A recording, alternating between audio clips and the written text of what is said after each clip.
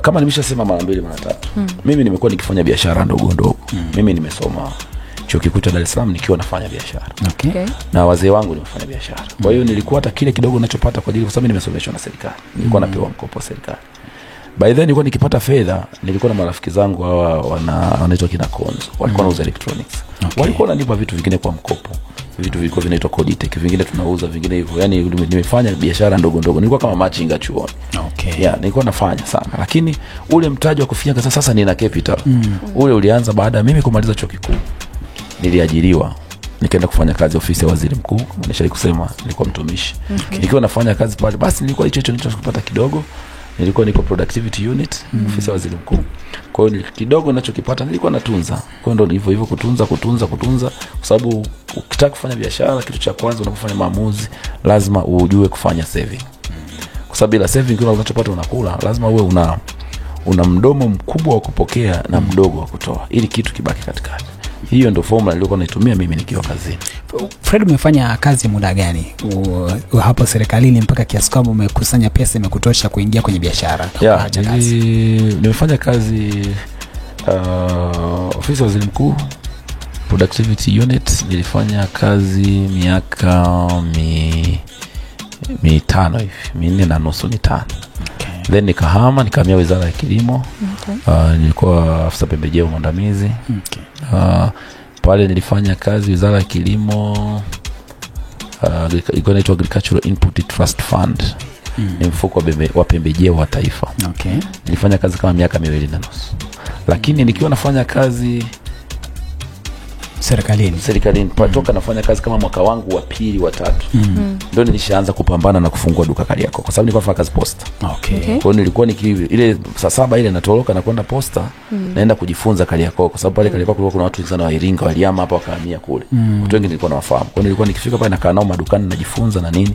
Unajua tukirudi hata kwa Iringa, mimi na degree zangu 2, rafiki zangu wana PhD, wengine wana degree 1, tunakutana na rafiki yetu ambaye ni darasa la 7 lakini unakuta ana gari nzuri kuliko sisi. Sasa tukiwa wadogo tulikuwa tunajuza sababu iko wapi.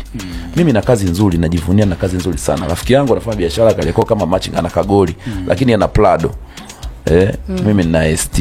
Kwa hiyo ile difference sasa kwa wanadamu yoyote ambaye umeumbwa na wivu wa kibinadamu, lazima ujiulize shida iko wapi. Ndio unapata lessons. Unafanya biashara unafail, unaenda unafail, inatokea hivyo mara nyingi.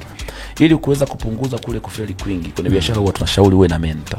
Okay. Sasa mimi wakati naanza biashara nilikuwa mtumishi, nilikuwa nafanya kazi, lakini nilikuwa nataka ule muda wangu kidogo uliobakia niwe nafanya biashara. Kwa hiyo nilikuwa nachagua biashara ambazo hazitanichukulia muda. Kwa mfano mimi nilikuwa nafanya biashara daladala. Okay. Nilikuwa na daladala Mabibo Mnazi Mmoja. Nilifikisha daladala mpaka 6. Nilifanya nazo biashara.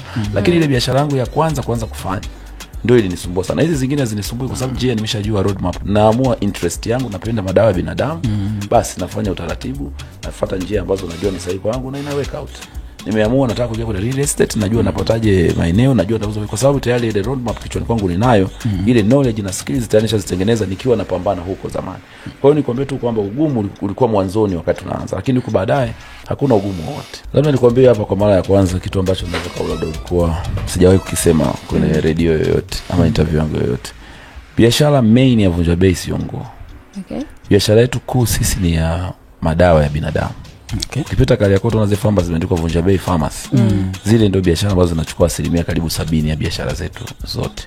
Tunategemea zaidi kwenye madawa. Kwa hiyo Vunja Bei Group Limited ni umbrella, ni mwamvuli ambao una kampuni 5 chini yake ambazo zote zinafanya kazi. Okay. Ambayo kwa haraka tuna Vunja Bei Sports ambao ndio unakumbuka iliingia mkataba na baadhi ya timu za ligi kuu kama Simba Sports Club. Tuna Vunja Bei Fashion ambayo inamiliki maduka mengi nchi nzima. Hata hilo mnaliona hapo nje linamilikiwa na kampuni ya Vunja Bei Fashion Limited. Tuna Vunja Bei Pharmaceuticals Company Limited ambayo ndio hiyo inadili na madawa ya binadamu. Tuna import dawa kutoka nchi mbalimbali na tunauza kwa jumla tu, hatuuzi rejareja. Lakini tuna Vunja Bei Real Estate ambao tunatengeneza good homes kwa ajili ya watu. Lakini tayari tulishaanza Dar es Salaam na sasa tumeanza Iringa. Ndio maana mara nyingi sasa nakuwa niko hapa Iringa. Lakini pia tulikuwa tuna kampuni inaitwa Too Much Money ambayo ni kampuni entertainment. Nadhani najua ilitoa baadhi ya wasanii na wakafanya vizuri kwenye game. Yeah.